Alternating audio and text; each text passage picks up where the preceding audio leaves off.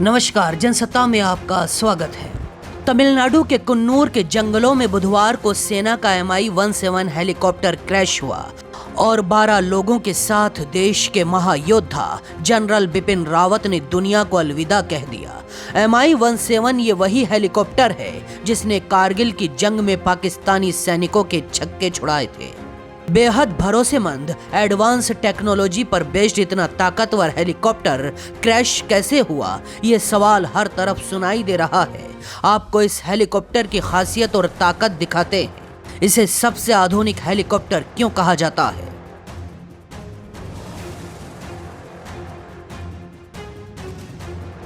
Mi-17 V5 helicopter को Russia की company Kazan helicopter बनाती है। ये एक ट्विन इंजन मल्टीपर्पज हेलीकॉप्टर है और Mi-8 का अपग्रेडेड वर्जन है। ये एक मीडियम लिफ्ट हेलीकॉप्टर है। ये क्रू के 3 लोगों के साथ 36 सैनिकों को ले जा सकता है। दुनिया के करीब 60 देशों में 12,000 से ज्यादा Mi-17 हेलीकॉप्टर मौजूद है। इसे अधिक ऊंचाई और तेज गर्म मौसम में काम करने के लिहाज से तैयार किया गया है।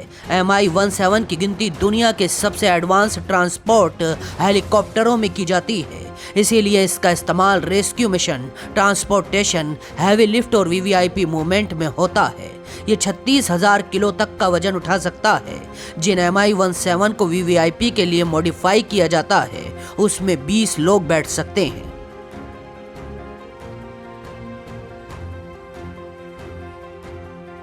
रक्षा मंत्रालय ने 80 Mi-17 के ऑर्डर के लिए रूस के साथ $1.3 बिलियन की डील की थी।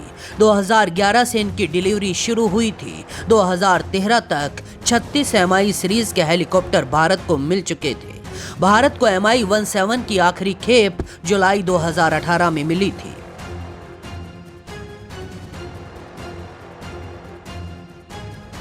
वीवीआईपी ट्रांसपोर्ट Mi-17 ताकतवर होने के साथ साथ एक भरोसेमंद हेलीकॉप्टर है। इसके 2 इंजन्स में से एक उड़ान के दौरान बंद भी हो जाए तब भी ये एक इंजन के साथ सुरक्षित रूप में उड़ सकता है, लैंड भी कर सकता है। इसका कॉकपिट बहुत मजबूत होता है जो छोटे हथियारों से चलाए गए राउंड्स झेल सकता है। इसमें लगे सिस्टम इसे जमीन से दागी गई मिसाइल से बचने में भी मदद करते हैं। इन्हीं खूबियों को देखते हुए इसका इस्तेमाल देश के राष्ट्रपति, प्रधानमंत्री और दूसरे वीवीआईपी करते हैं।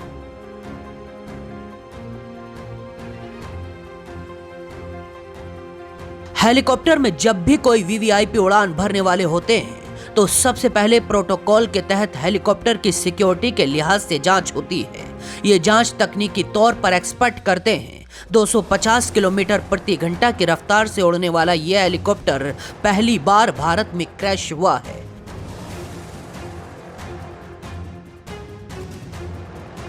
किसी भी देश में जब कोई यात्री विमान क्रैश होता है तो उस विमान में तकनीकी खामियों की तुरंत जांच होती है और कई मामलों में जांच होने तक उस सीरीज के यात्री विमान के इस्तेमाल पर बैन भी लगा दिया जाता है। जैसा साल 2018 में बोइंग 737 मैक्स सीरीज के 2 यात्री विमान क्रैश हो गए थे, जिसके बाद भारत समेत ज्यादातर देशों ने इनके इस्तेमाल पर बैन लगा दिया था।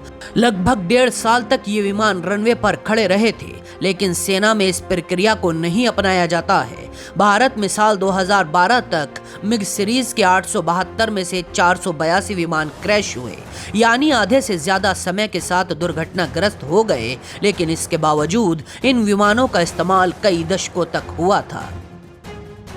बाकी खबरों के लिए देखते रहिए जनसत्ता.com।